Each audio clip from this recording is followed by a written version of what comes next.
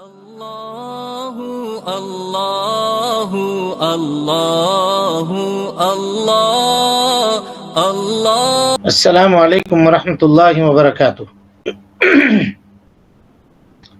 وعلیکم الحمد للہ السلام۔ نحمده ونستعینه ونستغفره ونعوذ باللہ من شرور انفسنا ومن سیئات اعمالنا، من يهده الله فلا مضل له ومن يضلل فلا هادي له، واشهد ان لا اله الا الله وحده لا شريك له، واشهد ان محمدا عبده ورسوله، اما بعد فان خير الحديث كتاب الله، وخير الهدي هدي محمد صلى الله عليه وسلم، وشر الأمور محدثاتها، وكل محدثة بدعة، وكل بدعة ضلالة، وكل ضلالة في النار۔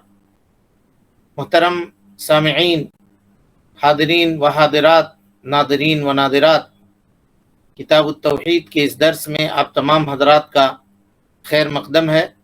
اللہ رب العالمین ہمارے اور آپ کے مل بیٹھنے کو قبول فرمائے، علم دین، علم نافع سیکھنے، اس کے مطابق عمل کرنے، اس کی دعوت عام کرنے اور اس راستے میں آنے والی مصیبتوں کے اوپر اللہ رب العالمین ہمیں اور آپ کو صبر کی توفیق نصیب فرمائے۔ کل کے درس میں استعاذہ کے تعلق سے گفتگو ہو رہی تھی، اور یہ موضوع ہم لوگوں نے اللہ کے فضل اور اس کے توفیق سے مکمل کر لیا۔ اس کے مسائل میں سے 5 نمبر کا مسئلہ جو آخری مسئلہ تھا اس پر گفتگو چل رہی تھی۔ پھر سے آخری مسئلہ ایک مرتبہ پڑھیے تاکہ ہم اس کی تشریح آپ کے سامنے کر سکیں۔ الحمد للہ وحدہ والصلاة والسلام علی من لا نبی بعد، اما بعد فاعوذ باللہ من الشیطان الرجیم، بسم اللہ الرحمن الرحیم۔ 5، کسی عمل سے کسی دنیاوی فائدہ کا حصول، مثلا کسی کے شر سے تحفظ یا کسی منفعت کا حصول، اس بات کی دلیل نہیں کہ وہ عمل شرک نہیں ہے، بلکہ عین ممکن ہے کہ جس عمل سے وہ فائدہ حاصل ہوا ہو وہ شرک ہو۔ یہاں ہم نے کل بتایا تھا آپ کو کہ یہ مسئلہ اہم ہے، اور اس کو ہم تھوڑی تفصیل سے سمجھنے کی کوشش کریں گے۔ مسئلہ اہم کیسے ہے دیکھیے، کہا کہ بعض لوگ یہ کہتے ہیں کہ ہمارا تجربہ ہے فلاں چیز میں، ہے نا، کوئی آدمی مریض تھا، بیمار تھا، یا لا ولد تھا، یا غریب تھا، بہت کوشش کر رہا تھا لیکن بزنس میں سکسیس نہیں ہو رہا تھا، کامیابی نہیں مل رہی تھی، فلاں پیر کے پاس گیا اور جانے کے بعد پھر اس کا بزنس ٹھیک ہو گیا،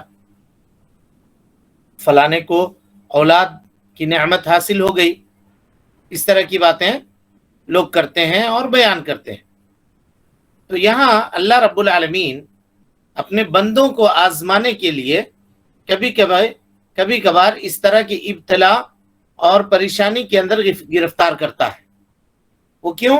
تاکہ کون آدمی سچا ہے اپنے ایمان میں اور کون آدمی اپنے ایمان میں جھوٹا ہے یہ سمجھ میں آ جائے۔ اللہ خوب جانتا ہے۔ غور کیجئے، یہاں اس مسئلے کو سمجھیے۔ اللہ تعالیٰ جانتا ہے نہیں جانتا ہے کون سچا ہے کون جھوٹا ہے؟ جی بے شک۔ لیکن پھر اس کو آزمانے کی ضرورت کیوں پڑی؟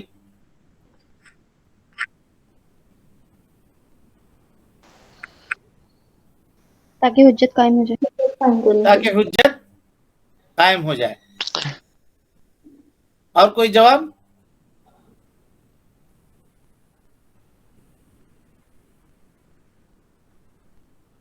وہ اس لیے ضرورت پڑی جی تاکہ ثواب، کسی کام کے اوپر ثواب یا کسی گناہ کے اوپر سزا یہ اللہ رب العالمین کے علم کی بنیاد پر واقع نہیں ہوتی۔ جب تک بندہ عمل نہ کر لے تب تک وہ واقع نہیں ہوگا، اور عمل کرنے کے لیے ضروری ہے کہ بندے کو آزمایا جائے، تبھی تو سمجھ میں آئے گا۔ کسی کو کا امتحان لیا جائے گا تبھی تو سمجھ میں آئے گا کہ اس کے پاس کتنا علم ہے، یا یہ آدمی کتنا جانکار ہے، یا یہ شخص توحید میں کتنا کامل اور مکمل ہے۔ اس وجہ سے اللہ رب العالمین امتحان لیتا ہے تاکہ وہ کام کر لے جس کے اوپر اللہ رب العالمین ثواب یا عقاب مرتب کرنے والا ہوتا ہے، ثواب یا عقاب مرتب کرنے والا ہوتا ہے۔ تو اس طرح کی باتیں ہیں، اگر کسی آدمی کو کسی مزار سے اللہ تعالیٰ نے اس کی تقدیر میں لکھا تھا کہ اس کو 10 سال کے بعد اولاد ہوگی، 10ویں سال میں وہ چلا گیا، اولاد مل گئی، اس کو نہیں بھی جاتا تب بھی ملتا، لیکن چلا گیا۔ اب وہ آ کر کے یہاں بیان کر رہا ہے کہ ہمارا تجربہ ہے، فلاں جگہ پہ اس طرح سے حاصل ہو جائے، فلاں جگہ پہ آدمی شفا یاب ہو جاتا ہے، تو اس کا وہ کہہ دینا دلیل ہے جی؟ نہیں ہے، بلکہ اس طرح کی اکثر باتیں افواہ ہوا کرتی ہیں، جھوٹی باتیں ہوتی ہیں جو لوگ پھیلاتے ہیں، شیاطین انس والجن، اور مزار والے خاص کر کے وہ لوگ جو بابا طرح کے لوگ ہوتے ہیں، وہ ایسے لوگوں کو پال کر کے رکھتے ہیں کہ ان کے بارے میں یہ ریومر اور افواہ بستی بستی گاؤں گاؤں جا کر کے وہ لوگ اڑاتے ہیں تاکہ ان کے مزار کی روزی روٹی چلتی رہے، ان کا کاروبار جمع رہے، سمجھ رہے ہیں؟ تو ایک باٹم لائن کو سمجھیے کہ شریعت کے احکام کو دلیل سے سمجھا جائے گا، کسی کے تجربے سے، کسی کی کہانی سے، کسی کی خواب سے یا کسی کے اندازے سے سمجھنے کی ضرورت نہیں ہے۔ کوئی بھی چیز ثابت اگر آپ کرنا چاہتے ہیں، قال اللہ قال الرسول لا کر کے پیش کیجئے۔ یہ مت کہیے کہ مجھے میرے پڑوسی نے بتایا، مجھے پیر صاحب نے بتایا، فلاں شیخ کو میں نے خواب میں دیکھا، اس نے آ کر کے مجھے یہ تعلیم دی۔ اس طرح کی چیزیں شریعت کے اندر دلیل نہیں ہو سکتی ہے۔ چلیں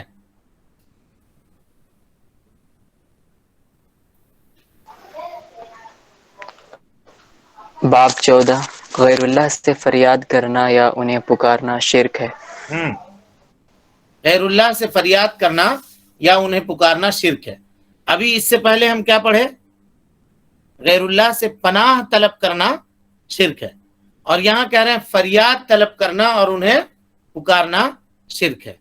شیخ رحمت اللہ علیہ عام طور پر ان چیزوں کا تذکرہ کتاب التوحید کے اندر وہ کر رہے ہیں جو لوگوں کے اندر کثرت سے پائی جاتی ہے، ان لوگوں کے درمیان جو اپنے آپ کو اسلام کی طرف منسوب کرتے ہیں، کہتے ہیں کہ ہم لوگ مسلمان ہیں، لیکن عمل کے معاملے میں ان اعمال کے اندر وہ شرک کے اندر مبتلا ہوتے ہیں، کہ مثال کے طور پہ استعاذہ، اور اسی طرح سے یہاں پہ استغاثہ کے طرف شیخ الاسلام محمد بن عبد الوہاب رحمۃ اللہ علیہ نے استغاثہ کی وضاحت کرنے کے لیے اس باب کو قائم کیا۔ بہت سارے لوگ اپنے پیروں سے استغاثہ کرتے ہیں، اپنے ولیوں سے استغاثہ کرتے ہیں، اموات سے، مرے ہوئے لوگوں سے، قبر والوں سے، اپنے شیخ سے استغاثہ کرتے ہیں۔ استغاثہ کا کیا مطلب ہے وہ ابھی بات آ رہی ہے۔ کہا باب من الشرک، یہ بات شرک میں سے ہے، یعنی شرک کے کاموں میں سے ایک کام ہے کیا؟ ان یستغیث بغیر اللہ، کہ آدمی اللہ رب العالمین کے علاوہ دوسرے سے استغاثہ کرے، مدد طلب کرے۔ یعنی شرک اکبر ہے یہ کام کہ اللہ رب العالمین کو چھوڑ کر کے آدمی دوسرے کو اپنا غوث بنائے اور دوسرے کو اپنا مددگار سمجھے۔ استغاثہ کا لغوی معنی ہے طلب الغوث، طلب الغوث، اور غوث لغت کے اندر کہتے ہیں شدت کے وقت، یعنی مشکل کے وقت، پریشانی کے وقت، پریشانی سے نجات دلانے میں مدد کرنے کو غوث کہتے ہیں۔ سمجھ میں آ رہی بات؟ ایک بار پھر سے ریپیٹ کریں۔ پریشانی کے وقت، تکلیف اور دکھ کے وقت پریشانی سے نجات دلانے کو غوث کہتے ہیں، ہے نا؟ استغاثہ کہتے ہیں غوث طلب کرنے کو، یعنی مدد طلب کرنے کو، ایسی مدد جو انسان کو مصیبت، پریشانی اور دکھ کے وقت نجات دلا دے۔ تو استغاثہ کا مطلب یہ ہوا کہ مدد طلب کرنا مشکل کے وقت یا کسی پریشانی میں پڑنے کے بعد اس پریشانی سے چھٹکارا حاصل کرنے کے لیے مدد طلب کرنا۔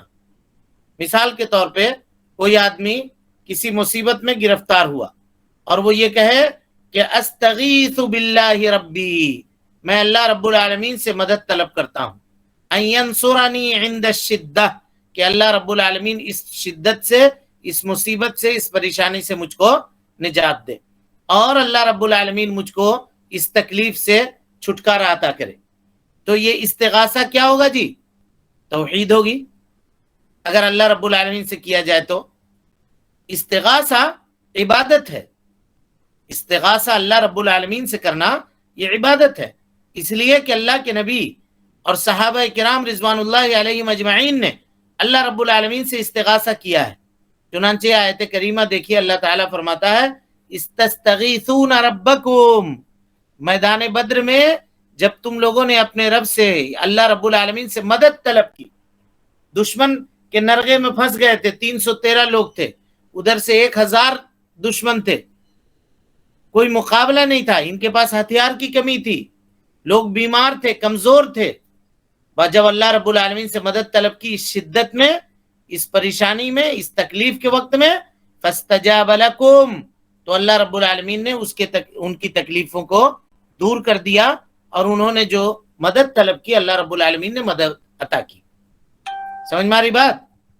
تو استغاثہ اللہ رب العالمین سے طلب کرنا یہ عبادت ہے، اور جب یہ عبادت ہونا اس کا ثابت ہوا تو استغاثہ کی 3 قسمیں ہیں جی۔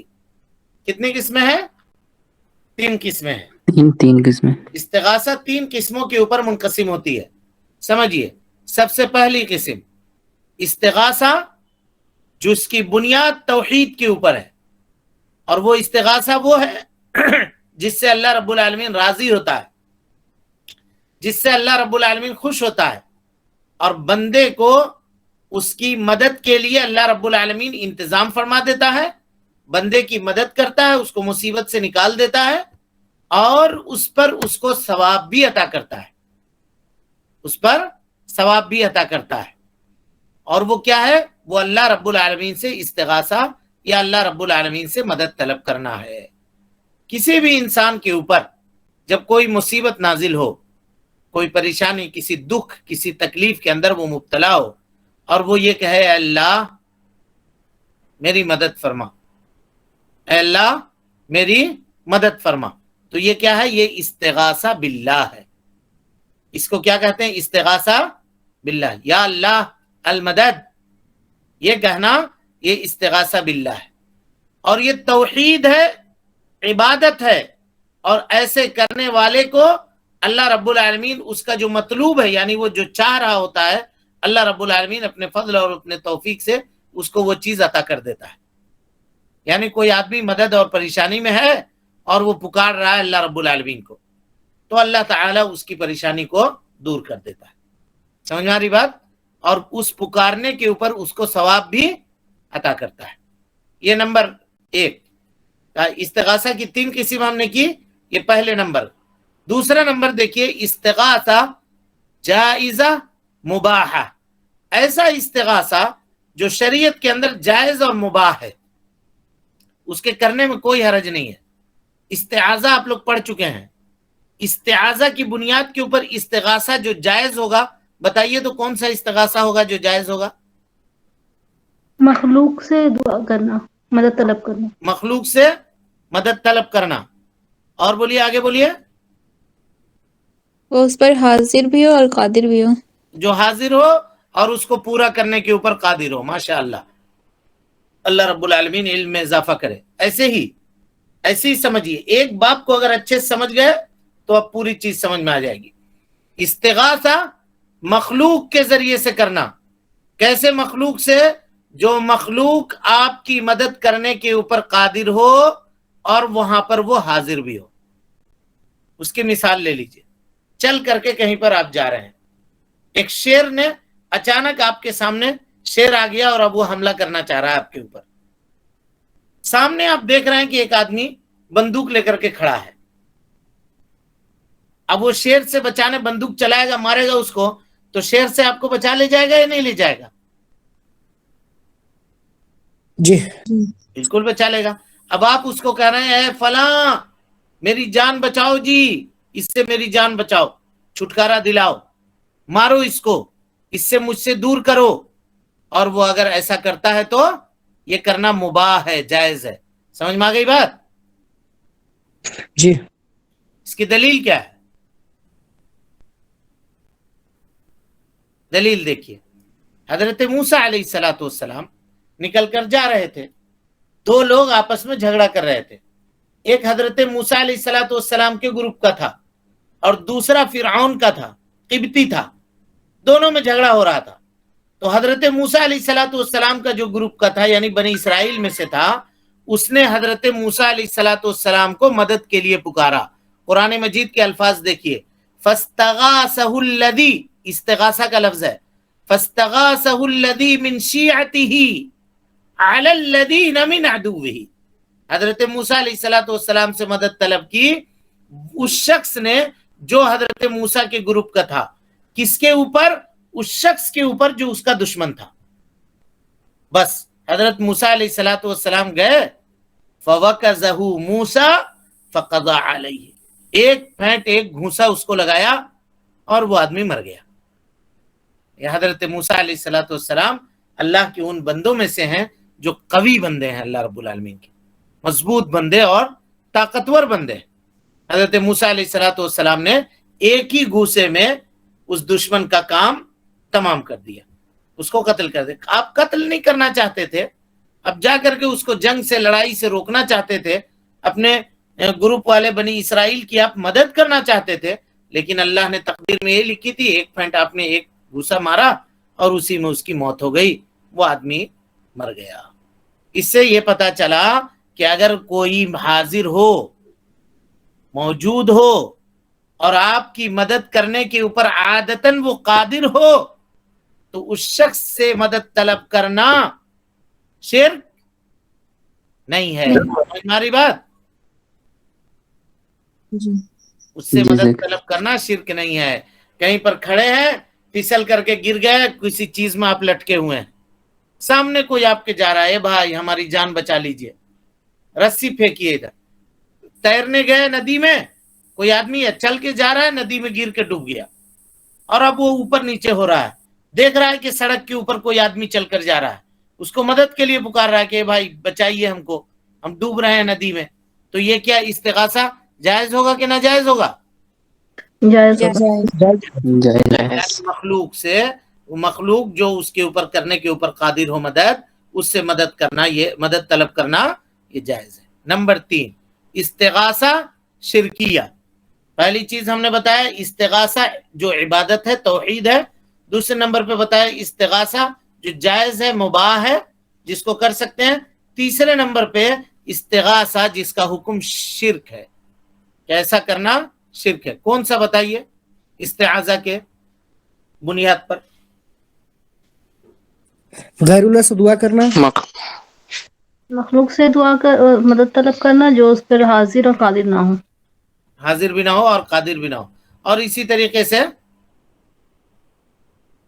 جو مردہ ہے قبر والے سے دعا کرنا، صاحب قبر سے دعا کرنا. وہ حاضر نہیں ہے، اس میں ساری باتیں آ گئی ہیں الحمدللہ.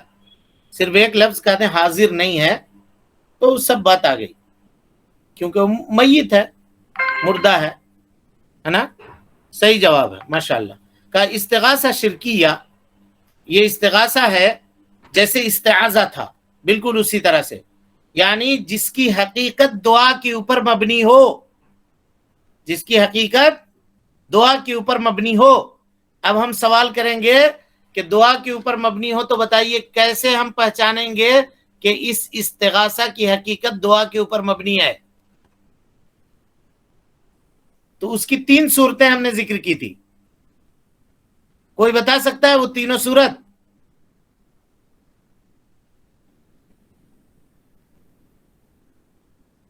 استعاذہ میں ہم نے کہا تھا استعاذہ جس کی حقیقت دعا کے اوپر مبنی ہو.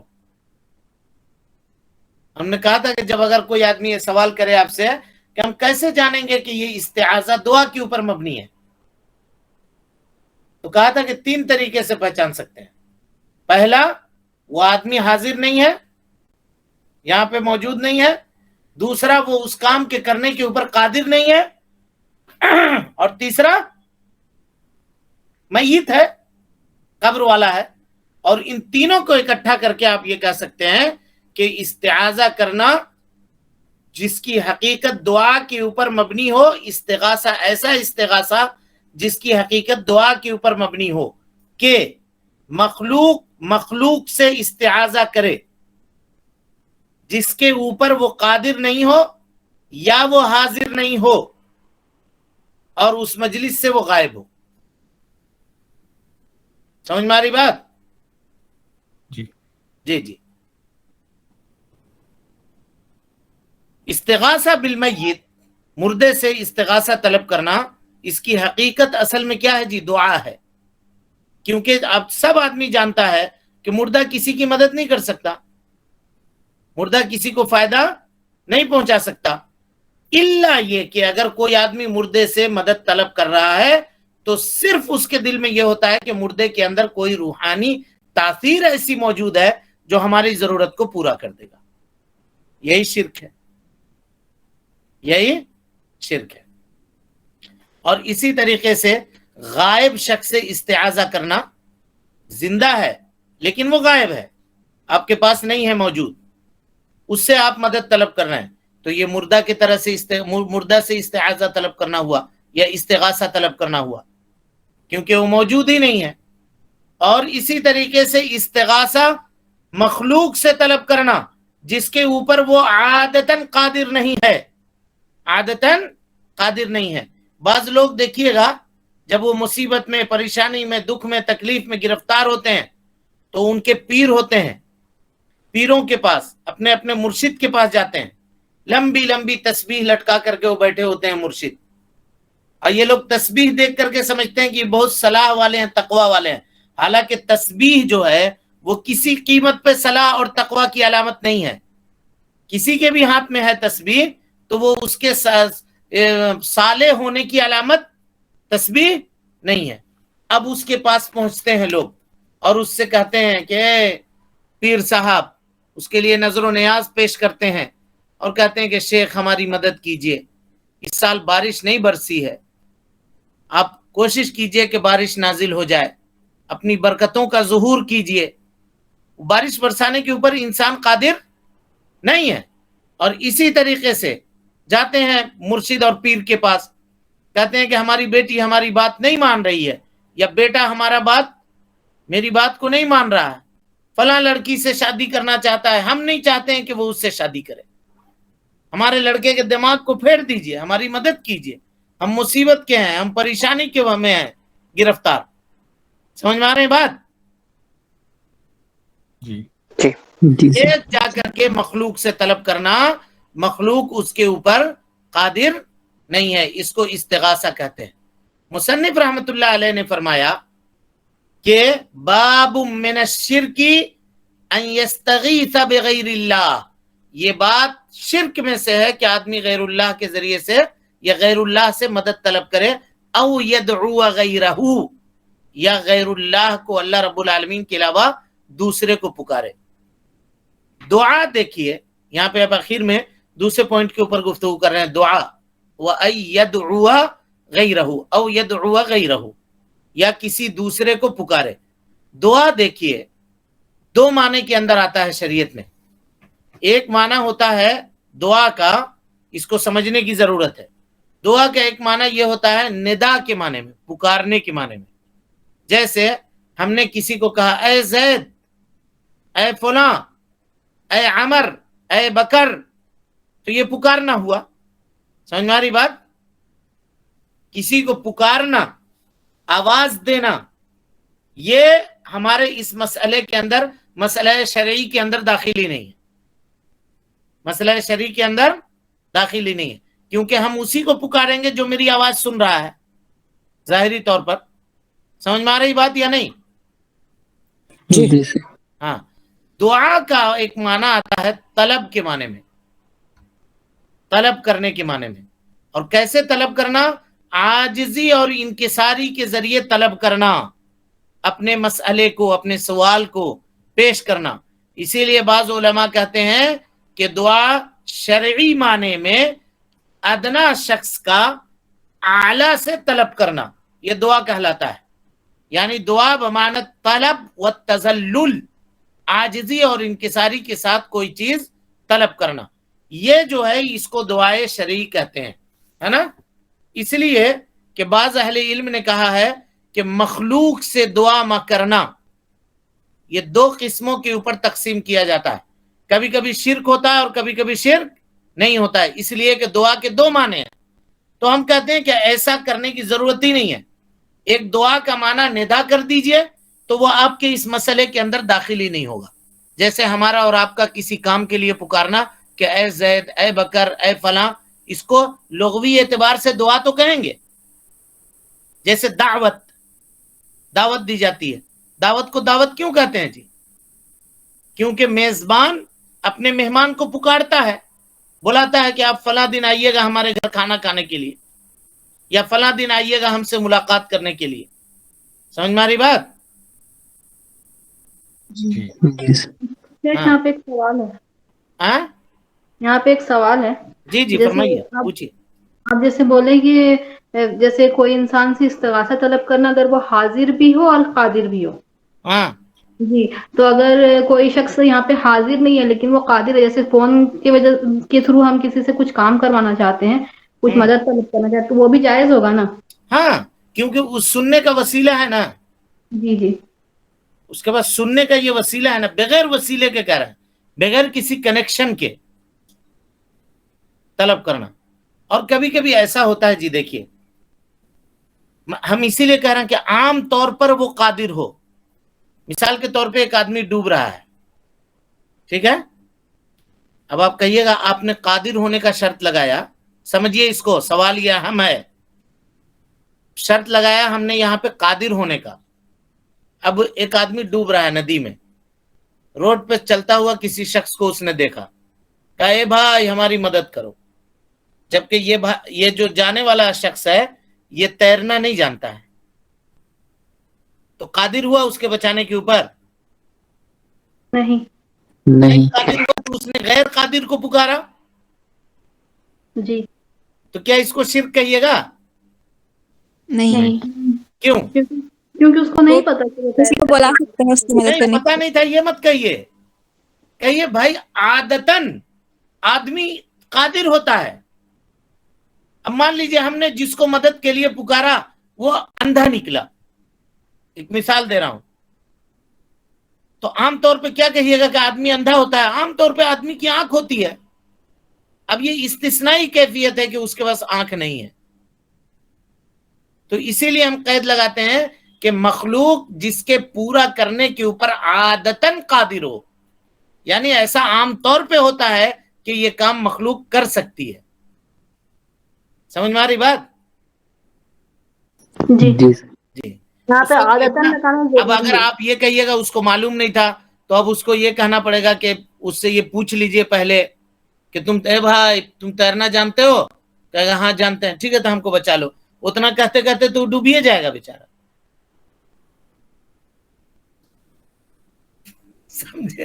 سمجھے کہ نہیں؟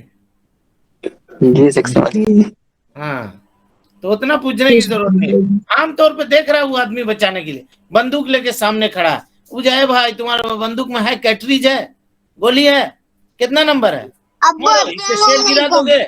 وہ پوچھ رہا ہے، اتنا پوچھتے پوچھتے اس کے اوپر حملہ کر دیا، اس کو مار ہی دیا، ختم کر دیا. چلے ہاں، تو دعا جو ہے جی دعائے شرعی، کیا ہے سوال؟ بالکل، وہ کسی کو بلا کر کے بھی لا سکتا ہے مدد کرنے کے لیے. عام طور پہ ہم یہ کہہ رہے ہیں کہ عام طور پہ آدمی مخلوق اس کے اوپر قادر ہو تو اس کو استعاذہ کے لیے یا استغاثہ کے لیے پکار سکتا ہے. جیسے حضرت موسیٰ علیہ الصلوۃ والسلام کو اس کے قوم کے آدمی نے پکارا، حضرت موسیٰ علیہ الصلوۃ والسلام وہاں پہ حاضر تھے، ہماری مدد کے لیے، بچاؤ کے لیے پکارا. ٹھیک ہے، وقت چونکہ ہو گیا، السلام علیکم. اب انشاءاللہ یہ کل دعائے شرعی ہم لوگ کل پڑھیں گے انشاءاللہ.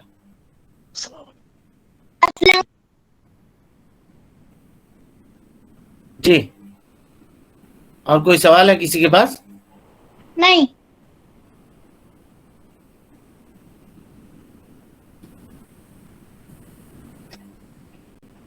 ٹھیک ہے پھر. السلام علیکم ورحمۃ اللہ وبرکاتہ. وعلیکم السلام ورحمۃ اللہ وبرکاتہ. وعلیکم السلام ورحمۃ اللہ. ورحمۃ اللہ وبرکاتہ. الله الله الله الله الله الله